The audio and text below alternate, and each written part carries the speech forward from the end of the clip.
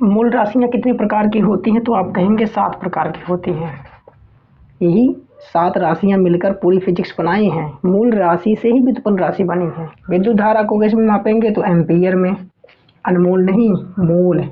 कितनी दूरी से आए हो? तो आप कहेंगे हम 5 किलोग्राम दूरी से आए हैं, ऐसे बताएंगे। क्या ऐसे कहते हो कि हमको 4 किलोमीटर चीनी दीजिए? ऐसे कहते हो? नहीं कहते ना। तो वही। नमस्कार, आप सभी का स्वागत है आज के इस वीडियो में। आज के इस वीडियो में हम विज्ञान का जो पहला पार्ट है, भौतिक विज्ञान यानी फिजिक्स, उसमें हम भौतिक राशियों के बारे में जानेंगे। अब ये भौतिक राशियाँ क्या होती हैं, कितने प्रकार की होती हैं, इनके बारे में हम बिल्कुल बेसिक से जानने का प्रयास करेंगे। देखिए, जिस प्रकार से किसी विद्यालय में विद्यार्थी का होना बहुत ही आवश्यक है, बहुत ही ज़रूरी है, तभी उस विद्यालय का अस्तित्व होगा। ठीक उसी प्रकार से भौतिक विज्ञान में भौतिक राशियों का होना बहुत ही ज़रूरी है। अगर भौतिक विज्ञान में भौतिक राशियाँ ना हो तो भौतिक विज्ञान का कोई महत्व नहीं होगा। जिस प्रकार विद्यालय में अगर विद्यार्थी ना हो तो उस विद्यालय का कोई महत्व नहीं होगा, यानी कोई अस्तित्व नहीं होगा। ठीक उसी प्रकार से अगर भौतिक विज्ञान में यानी फिजिक्स में भौतिक राशियाँ ना हो तो भौतिक विज्ञान का कोई अस्तित्व नहीं होगा। तो इस प्रकार से आपको समझ में आ गया होगा कि भौतिक विज्ञान के लिए बहुत ही ज़रूरी है भौतिक राशियों का होना, यानी भौतिक राशियों से ही भौतिक विज्ञान बना है। इसलिए हमें सबसे पहले ये जानना है कि भौतिक राशियाँ कौन हैं और ये कितने प्रकार की होती हैं। ठीक है, अगर आप चाहते हैं कि भौतिक विज्ञान आपको आए तो सबसे पहले आपको भौतिक राशियों को जानना होगा और उन्हें समझना होगा, तभी आप भौतिक विज्ञान को बहुत ही आसानी से समझ पाएंगे। भौतिक राशि किसे कहते हैं? तो ध्यान से समझिए। वे भौतिक राशियाँ जो अपने आप में स्वतंत्र होती हैं या किसी दूसरे की सहायता से व्यक्त किए जाते हैं, उसे कहते हैं भौतिक राशियाँ। अब भौतिक राशि कितने प्रकार की होती हैं? तो भौतिक राशियाँ 2 प्रकार की होती हैं। भौतिक राशियाँ 2 प्रकार की होती हैं। पहली जो राशि है वो है मूल राशि। मूल राशियाँ कह सकते हैं आप। भौतिक राशियाँ कितने प्रकार की होती है? तो 2 प्रकार की होती हैं। पहली है मूल राशियाँ और दूसरी है व्युत्पन्न राशियाँ। व्युत्पन्न राशियाँ। भौतिक राशियाँ कितने प्रकार की होती हैं? मूल राशियाँ पहली, मूल राशि और व्युत्पन्न राशि। ठीक है, 2 प्रकार की होती हैं भौतिक राशियाँ, एक है मूल राशि और एक है व्युत्पन्न राशि। अब ध्यान समझिए, मूल राशि किसे कहते हैं और व्युत्पन्न राशि किसे कहते हैं? तो पहले हम समझेंगे मूल राशि को, यानी मूल राशि किसे कहेंगे। पहला जो आपका है मूल राशियाँ, मूल राशियाँ किसे कहते हैं? तो सबसे पहले समझिए, वे भौतिक राशियाँ जो अपने आप में स्वतंत्र होती हैं, जिन्हें व्यक्त करने के लिए किसी दूसरे की आवश्यकता नहीं पड़ती है, उन्हें कहा जाता है मूल राशियाँ।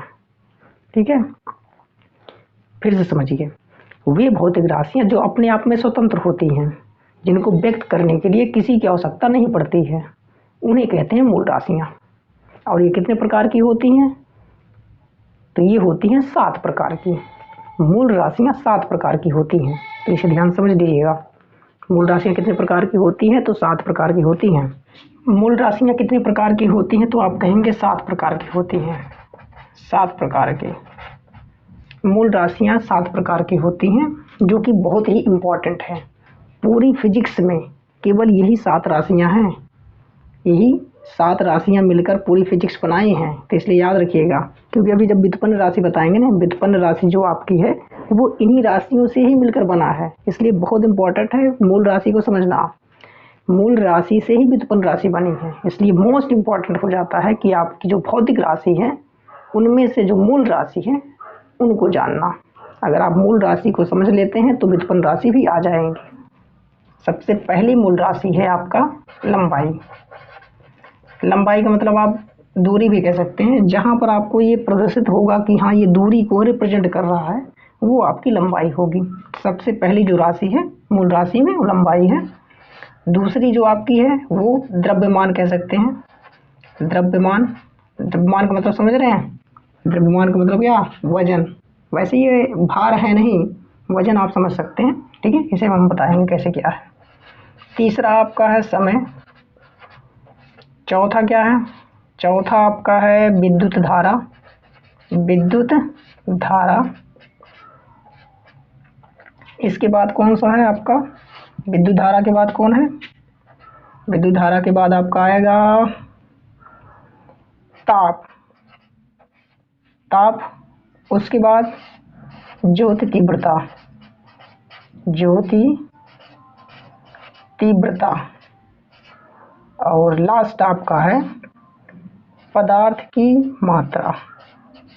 पदार्थ की मात्रा, ठीक है। तो ये कुल 7 प्रकार की मूल राशियां होती हैं, जो कि बहुत ही इम्पोर्टेंट है।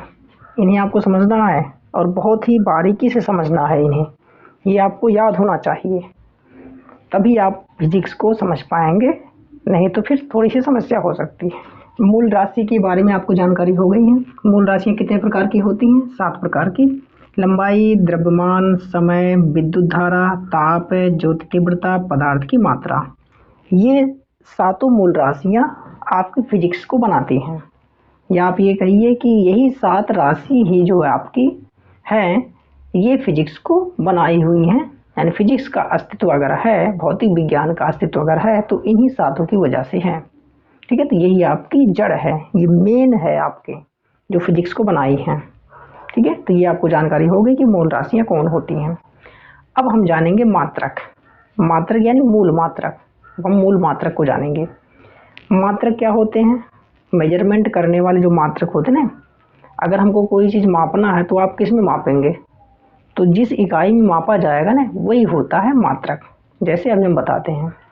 अब यहाँ आपको क्या समझना है? मूल मात्रक किसे कहते हैं? मूल मात्रक क्या होते हैं? जैसे मूल राशि है वैसे मूल मात्रक है। तो आप इसके 2 एग्जाम्पल बता सकते हैं, मतलब 2 तरीके से बता सकते हैं। देखिए, सबसे पहला आप ये कह सकते हैं कि वे भौतिक मात्रक जो अपने आप में स्वतंत्र होते हैं, या कहिए वे मात्रक जो अपने आप में स्वतंत्र होते हैं, जिनको व्यक्त करने के लिए किसी दूसरे की आवश्यकता नहीं पड़ती है, उन्हें कहा जाता है मूल मात्रक। ये पहला हो गया आपका। दूसरा आप कह सकते हैं कि मूल राशियों के मात्रक को ही मूल मात्रक कहते हैं। सबसे आसान है। जो आपकी मूल राशियां हैं, ये जो मूल राशियां हैं, इनके जो मात्रक है, यानी इन सबको किस में मापा जाएगा? किसी ना किसी मात्रक में मापा जाएगा ना। तो जिसमें मापा जाएगा वो मात्रक जो होंगे वही होंगे मूल मात्रक। तो ये भी बता सकते हैं आप, ठीक है। तो अब मूल मात्रक कितने होंगे? मूल राशियां जितनी है उतने ही मूल मात्रक होंगे। यानी 7 राशियों को मापने के लिए 7 इकाई की आवश्यकता होगी। 7 प्रकार के आपके मूल मात्रक होते हैं, और मूल राशियों के मात्रक को ही मूल मात्रक कहा जाता है। तो देखिए, लंबाई का जो मूल मात्रक है वो कौन है? यहाँ देखिए, अभी हम यहाँ मूल मात्रक लिख रहे हैं। मात्रक तो इसके कई होंगे। जो मात्रक होंगे, यानी लंबाई को किस में मापा जाएगा? तो आप कह सकते हैं कि मीटर में, सेंटीमीटर में, किलोमीटर में, इस प्रकार से आप माप सकते हैं। लेकिन यहाँ जो मूल मात्रक है वो हम लिख रहे हैं, उसके बाद आप मात्रक कई होते हैं। तो मूल मात्रक क्या होगा? लंबाई का जो मूल मात्रक है वो क्या है? तो कहेंगे मीटर। लंबाई को किस में मापा जाएगा? तो मीटर में। मूल मात्रक ये है। मापने के लिए आप सेंटीमीटर यानी मीटर से जितनी भी राशियाँ बढ़ रही, छोटे और बड़े, वो सब जो है मात्रक हैं। लेकिन अगर मूल मात्रक की बात करें तो आपका मीटर है। तो यहाँ देखिए, द्रव्यमान का जो मूल मात्रक है कौन है? किलोग्राम है। तो आप कहेंगे किलोग्राम। किलोग्राम हो गया। समय के लिए कौन है? समय का जो मूल मात्रक है वो है सेकेंड हो गया। सेकेंड यानी मापेंगे किस में? समझ में आ रहा है ना? हाँ, जिसमें इसको मापा जाएगा वही है मूल मात्रक। विद्युत धारा को किस में मापेंगे? तो एम्पीयर में, ठीक है। एम्पीयर है। ताप का मूल मात्रक कौन है? तो कहेंगे केल्विन है। केल्विन।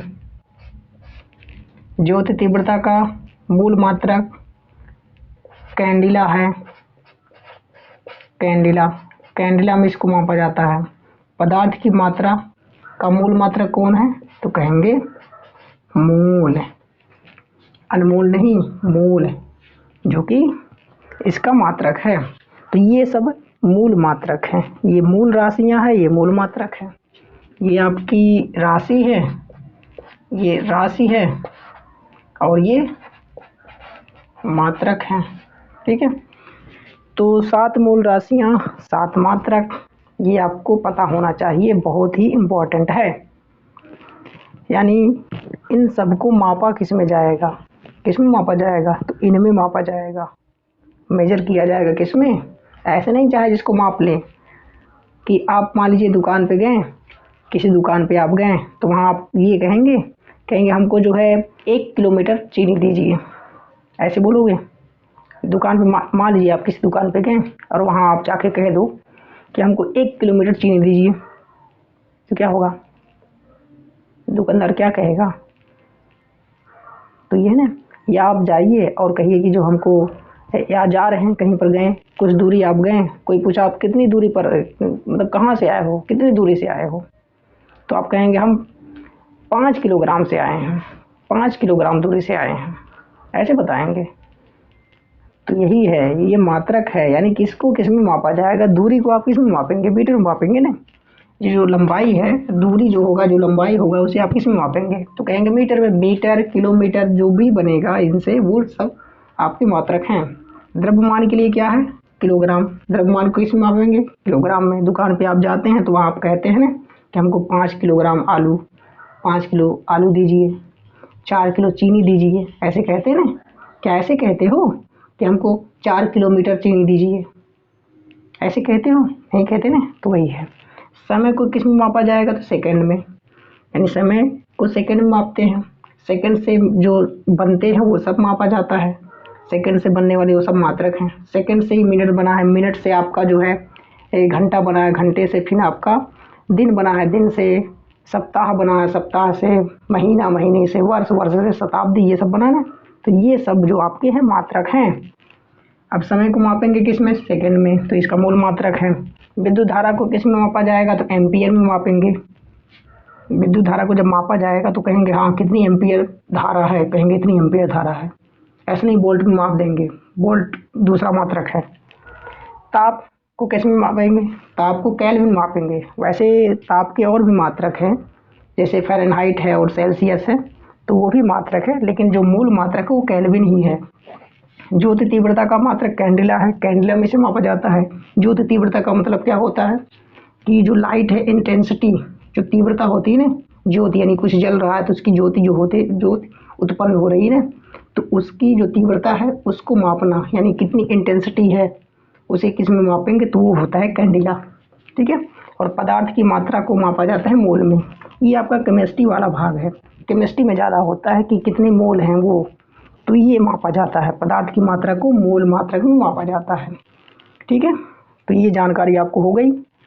मूल राशियां 7 प्रकार की होती है, मूल मात्रक 7 प्रकार के होते हैं। 7 राशियां, 7 मात्रक। 7 राशियों को किस में मापा जाता है? तो ये उसके मात्रक हैं। तो ध्यान से समझ लीजिए ये क्या क्या है, कौन कौन है, कौन राशि है, कौन मात्रक है, जो कि बहुत ही इम्पॉर्टेंट है। ठीक है, तो अब आपको समझ में आ गया होगा कि मूल राशियां कौन है, उनके मात्रक कौन है, किसमें किसको मापा जाता है।